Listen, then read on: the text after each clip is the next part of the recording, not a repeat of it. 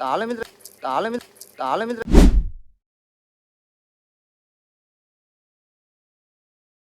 તો હાલો મિત્રો જય માતાજી જય શ્રી રામ સ્વાગત છે તમારા એક નવા વ્લોગ પર। તો આજે છે 15મી ઓગસ્ટ ને સ્વતંત્રતા દિવસ છે। તો બધાને સ્વતંત્રતા દિવસની હાર્દિક શુભકામનાઓ। અને અત્યારે જોવા આવી છે કન્યા શાળાએ, જેમ મેં ઇન્સ્ટાગ્રામમાં પોસ્ટ અને રીલ મૂકી એ પ્રમાણે આજે જવાનું કન્યા શાળાનો કાર્યક્રમ કન્યા શાળાએ ગોઠવવાનો છે, બરાબર। તો પહેલાં તો ખુશભાઈના ઘરે બધા કે ટીમને ભેગી કરીને આપણે જવાનું છે કન્યા શાળાએ। તો વિડીયોમાં એન્ડ સુધી રહેજો ને આપણો પણ એક કાર્યક્રમ છે કેજીબીએન સુતરિયા માધ્યમિક સ્કૂલ તરફથી, અને એ કાર્યક્રમમાં આપણે પણ ભાગ લીધો છે। તો જરૂરથી વિડીયોમાં એન્ડ સુધી રહેજો, ખૂબ જ મજા આવશે અને જોતા રહેજો। એક વસ્તુ રહી ગઈ,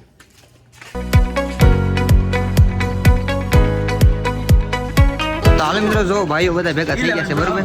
તો જાય છે સીધા કન્યા શાળાએ અને જોઈ તમને બધું દેખાડ્યું, બરાબર, કઈ રીતનો ના શણગાર ગોઠવ્યો છે અને શાળા તમને દેખાડ્યું કન્યા શાળા લગભગ તો તમે નહીં જોયું, કારણ કે આપણા વ્લોગમાં હજી એક વાર આવી જ નથી, બરાબર। તો ચાલો સીધા મળીએ કન્યા શાળા, ત્યાં સુધી વિડીયોમાં રહીજો અને જોતા રહીજો।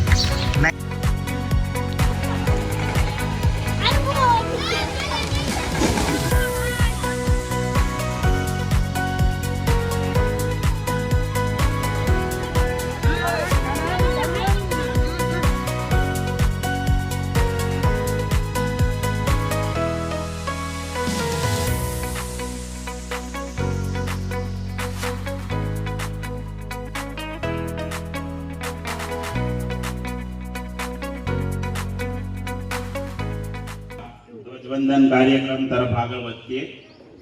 સૌપ્રથમ હું વિનંતી કરીશ કન્યા શાળાની બેનને કે તેઓ માનની સરપંચશ્રીને આમંત્રણ આપી અને ધ્વજવંદન કરવા માટે બોલાવશે। બેનશ્રી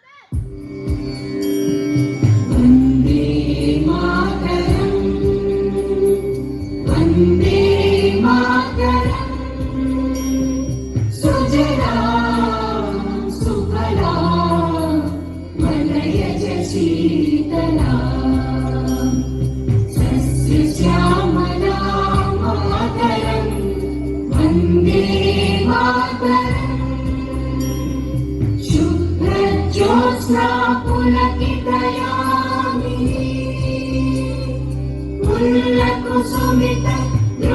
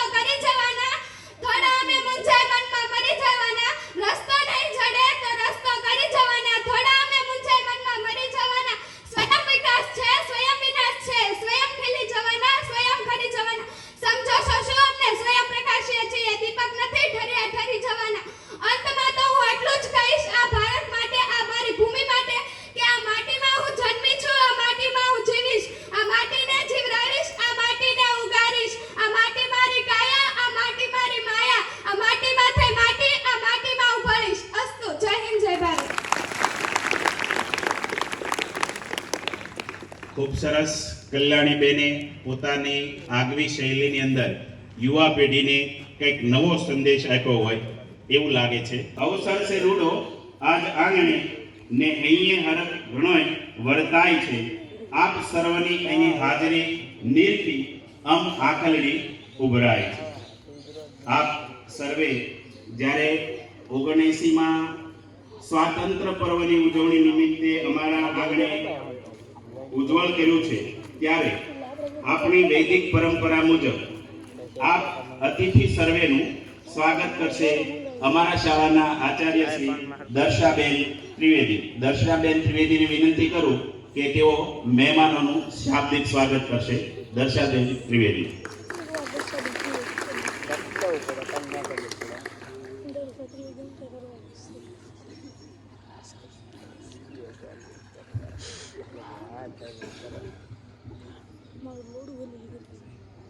નમસ્કાર. આજ રોજ 79માં સ્વતંત્ર પર્વ નિમિત્તે પધારેલ ગામના મુખ્ય અતિથિ એવા આપણા સરપંચશ્રી તથા ગામના વડીલ આગેવાનશ્રીઓ, માધ્યમિક શાળાના આચાર્યશ્રી, કુમાર શાળાના આચાર્યશ્રી, તલાટી સાહેબ તથા ગામના જે કોઈ પણ ગ્રામજનો પધારેલ છે તે બધા, અને અમારા વિદ્યાર્થી મિત્રો, હાઈસ્કૂલના વિદ્યાર્થી મિત્રો, આપ સૌનું હું શાળા પરિવાર વતી હાર્દિક સ્વાગત કરું છું.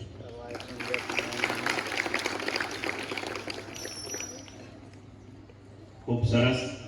બેને શાબ્દિક સ્વાગત આપણું કર્યું.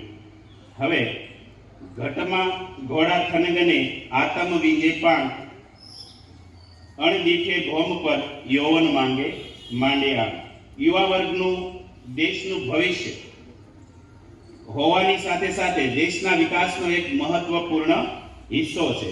યુવા પેઢી ફક્ત દેશનો હિસ્સો બનીને ન રહી જાય, પરંતુ દેશના વિકાસ માટે પોતાનું સક્રિય યોગદાન કરે, ભારત દેશને સશક્ત રાષ્ટ્ર રૂપમાં ઊભું કરી શકે એવા આશયથી કલ્યાણીબેન પંડ્યા યુવા પેઢી જાગૃતતા વિષય પર પોતાનું વક્તવ્ય રજૂ કરશે. કલ્યાણીબેન પંડ્યા.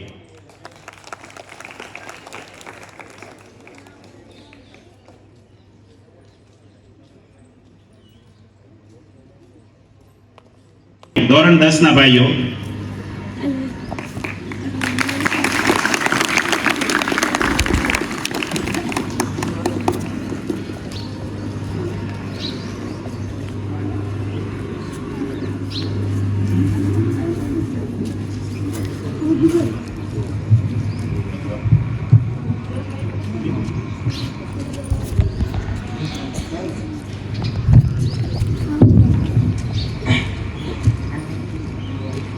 અમે પીપળી હાઈસ્કૂલ વતી ધોરણ 10 ના ભાઈઓ દેશભક્તિ ગીત રજૂ કરીએ છીએ.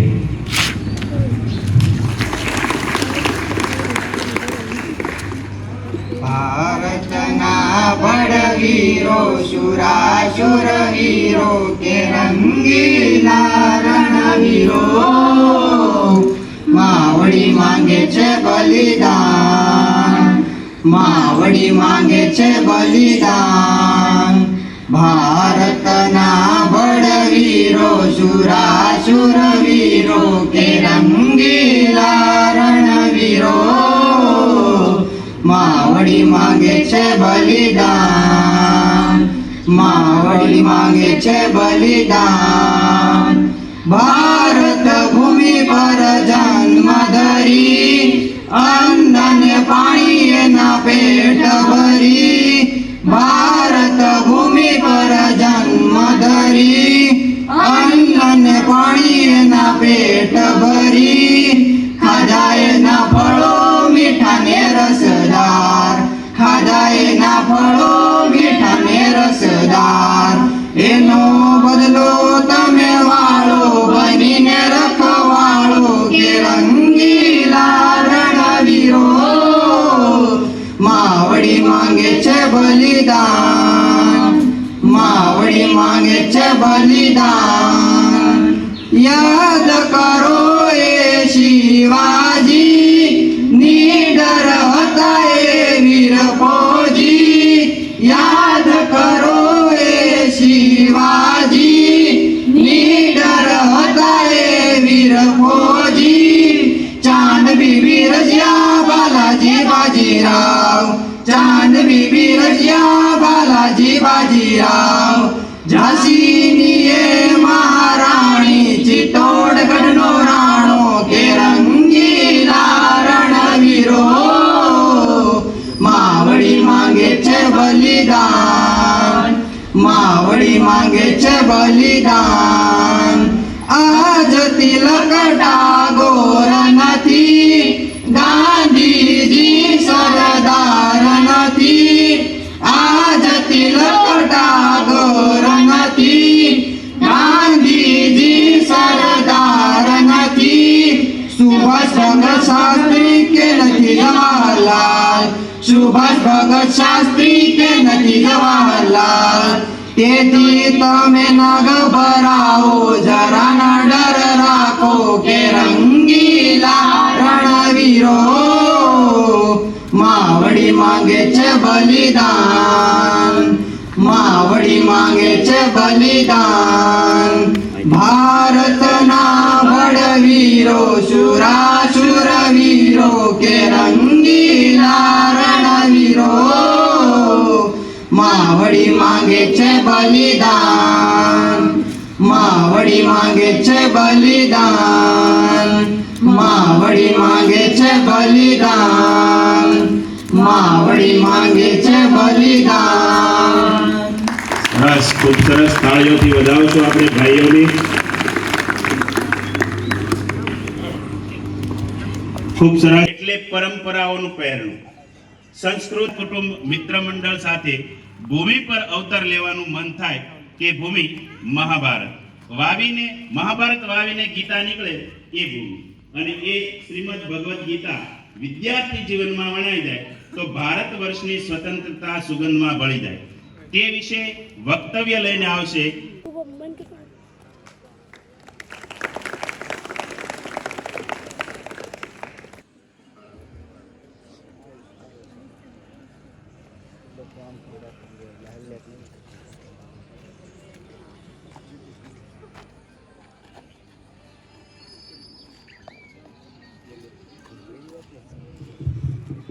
મારું નામ ચૌહાણ આયુષ કાળુભાઈ છે.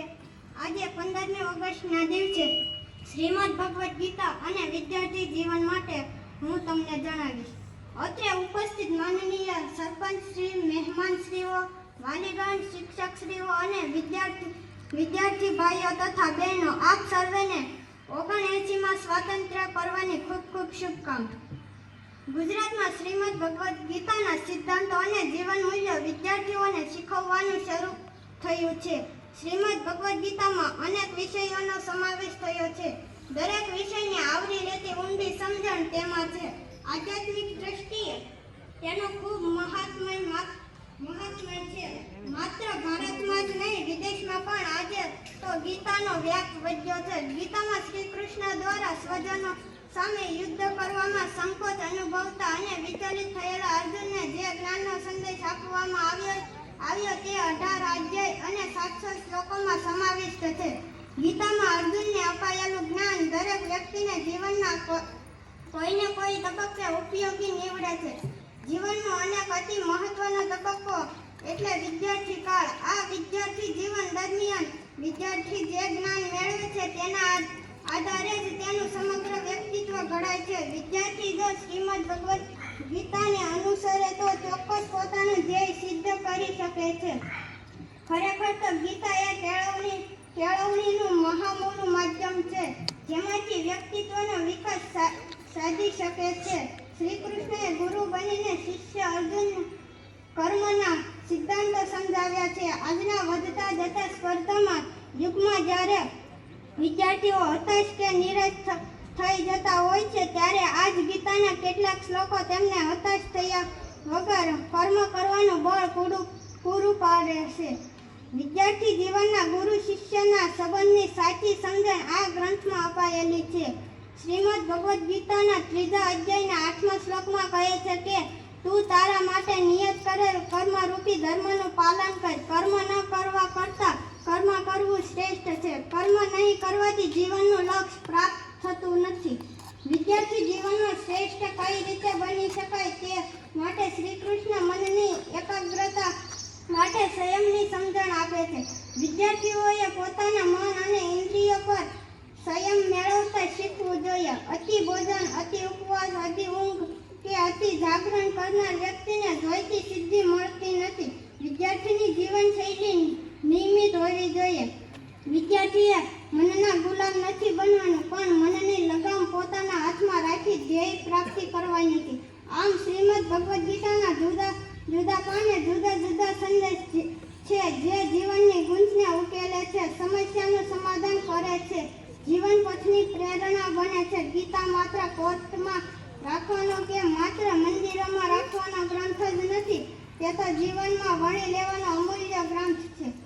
શિક્ષણ જ્યારે માત્ર પરીક્ષાલક્ષી બની રહે છે, ત્યારે વિદ્યાર્થી જીવનમાં શિક્ષણને નૈતિકતા, માનવતા કે કર્મની કટિબદ્ધતા બનાવવા આ જ્ઞાન ખૂબ આવશ્યક છે. આ ગ્રંથ વિદ્યાર્થી જીવનમાં સકારાત્મક પરિવર્તન લાવશે. આ ગ્રંથ દ્વારા વિદ્યાર્થીને પોતાના જીવનનું ધ્યેય, આદર્શ, મૂલ્ય અને કર્મ પ્રત્યેની જવાબદારી સમજાશે. આજે દરેક વ્યક્તિને તેના અધિકારની ઓળખ તો હોય છે, પણ ફરજોનું ભાન ભૂલાતું જાય છે. ત્યારે ગીતા આપણને ફરજો પ્રત્યે સભાન કરશે. ગીતા વાંચવા કરતાં વધુ વિચારવાનો અને વિચારીને વર્તવાનો ગ્રંથ છે. ગીતાનો દરેક ઉપદેશ વિદ્યાર્થી જીવનને નવો આકાર આપશે. ગીતાનો દરેક ઉપદેશ વિદ્યાર્થી જીવનને નવો ઓપ આપશે. જો થોડા ઘણે અંશે પણ તે વર્તનમાં અનુસરાશે તો માનવ જીવનની નવી ઊંચાઈઓ પ્રાપ્ત થશે. યોગ્ય અને ઉત્તમ રાષ્ટ્રનું નિર્માણ ચોક્કસ થઈ શકે છે. આજનો વિદ્યાર્થી આપણી આવતીકાલ છે, અને જો આજના વિદ્યાર્થીના જીવનમાં ગીતાનું જ્ઞાન હોય એ નિશ્ચિત છે. અસ્તુ. જય હિન્દ, જય ભારત. ખૂબ સરસ આયુષભાઈ આપણને સરસ મજાની વાત કરી. ખરેખર જો વિદ્યાર્થી શિક્ષણમાં ભગવદ્ ગીતાનું મૂલ્ય જાણે, સમજે અને અનુસરે તો ભારતની આવતીકાલ ઉન્નત અને ઉજ્જવળ બને તે નિશ્ચિત છે. એ વાત આપે ખૂબ સરસ રીતે સમજાવી આયુષભાઈ, આપનો ખૂબ ખૂબ આભાર. હવે હું ગામના પ્રથમ નાગરિક એવા સરપંચશ્રી ને વિનંતી કરીશ, પણ એમનું કહેવાનું એવું છે કે મારા વતી ગ્રામજનોને આ રાષ્ટ્રીય પર્વની શુભેચ્છાઓ છે એ તમે પાઠવી દો. તો આપણે સરપંચ વતી આ રાષ્ટ્રીય પર્વની શુભેચ્છાઓ છે એ તમને બધાને ખૂબ ખૂબ ફળે એ માટે જોરદાર તાળીઓથી વધાવશું આપણે સરપંચશ્રીને. હવે આપણે કાર્યક્રમના એન્ડ તરફ જઈએ છીએ ત્યારે ગ્રામજનોમાંથી પધારેલા જે વ્યક્તિ કોઈને પર્વને અનુરૂપ, પ્રસંગને અનુરૂપ વક્તવ્ય આપવું હોય તે આવી શકે છે, પણ ખ્યાલ એટલો રાખશો કે આપણે પર્વને અનુરૂપ છે એ વક્તવ્ય આપશું. ગામમાંથી કોઈ પણ પધારી શકે, પધારેલા નાગરિકોમાંથી, ગ્રામજનોમાંથી.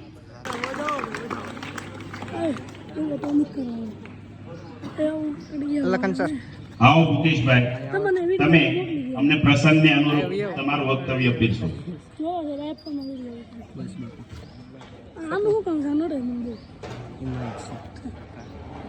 કાઢ નાખી. ઈ મંદિર જાય. હા, કાંઈ વાંધો નહીં.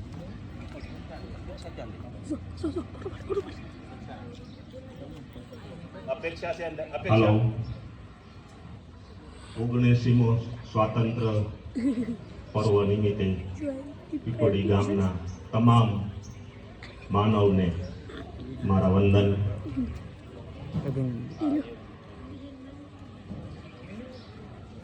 આપ સૌ અત્યારે ભેગા થયા ત્યારે દેશના યુવાન કેવા હોવા જોઈએ આ દેશના, એના વિશે બે શબ્દો કહીશ. કોઈને ખ્યાલ હોય તો કહી શકશે કે બાળકને ભણાવવું ક્યારે જોઈએ, બાળકને ભણાવવું ક્યારે જોઈએ. કોઈને ખ્યાલ હોય તો કયો.